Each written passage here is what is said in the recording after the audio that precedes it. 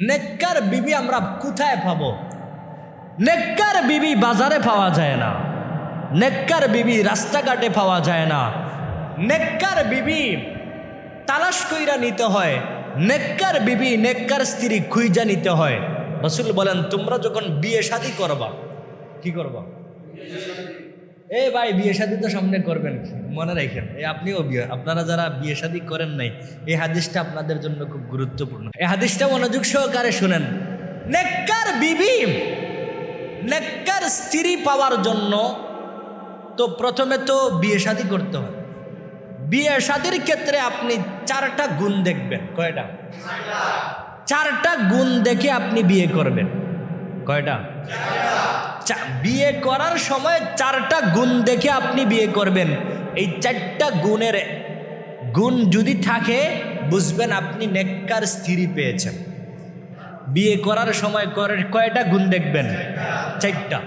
قال رسول الله صلى الله عليه وسلم تنكح المرأة لأربع لمالها ولجمالها ولحسبها ولدينها فاظفر بذات الدين فإنه تربت يدك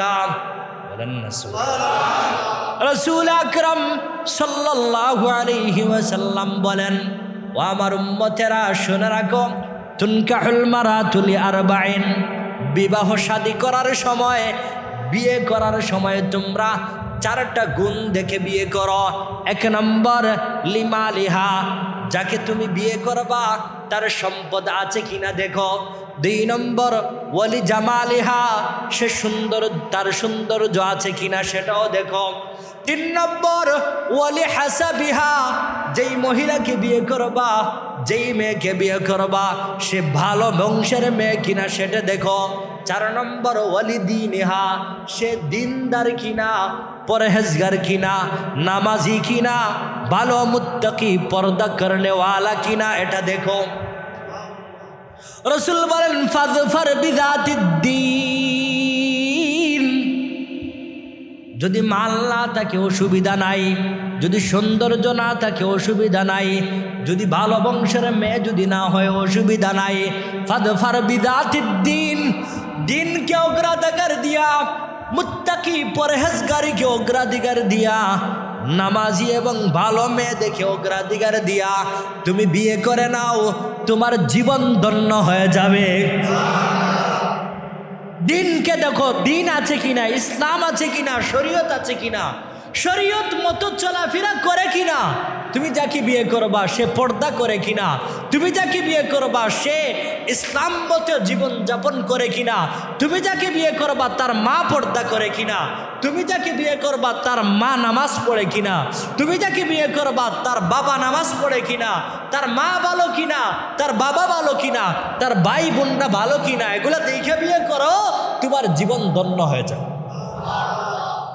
আমরা তো টাকা দেখি, আমরা তো সৌন্দর্য দেখি, সে নাচতে পারে কিনা, চক্কর দিতে পারে কিনা, সে চলাফেরায় কেমন, দেখতে শুনতে কেমন, এগুলা আমরা দেখি, কিন্তু দিনদারি দেখি না। এটাই হলো আমাদের মূল দুর্বলতা।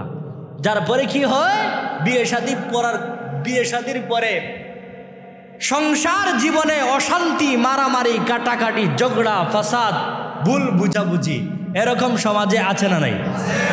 বলেন আছে না নাই? আছে।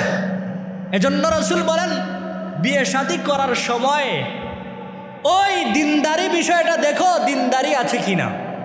আমরা তো দিনদারি দেখি না, আমরা টাকা দেখি, সম্পদ আছে কিনা, সৌন্দর্য আছে কিনা দেখো। রাসূল বলেন সৌন্দর্য থাকলে তো আলহামদুলিল্লাহ ভালো, টাকা সম্পদ যদি থাকে তো আলহামদুলিল্লাহ ভালো, ভালো বংশের মেয়ে হইলে ভালো, কিন্তু তুমি যেই জিনিসটাকে অগ্রাধিকার দিবা, যেই জিনিসটাকে প্রাধান্য দিবা, সেটা হলো দিনদারিকে তুমি প্রাধান্য দাও। দিনদারিকে প্রাধান্য দেনেওয়ালা মানুষ বিয়ে শাদীর ক্ষেত্রে, খুব খেয়াল করেন, বিয়ে শাদীর ক্ষেত্রে দিনদারিকে প্রাধান্য দেনেওয়ালা মানুষ সমাজে খুব অভাব, সমাজে খুব অভাব।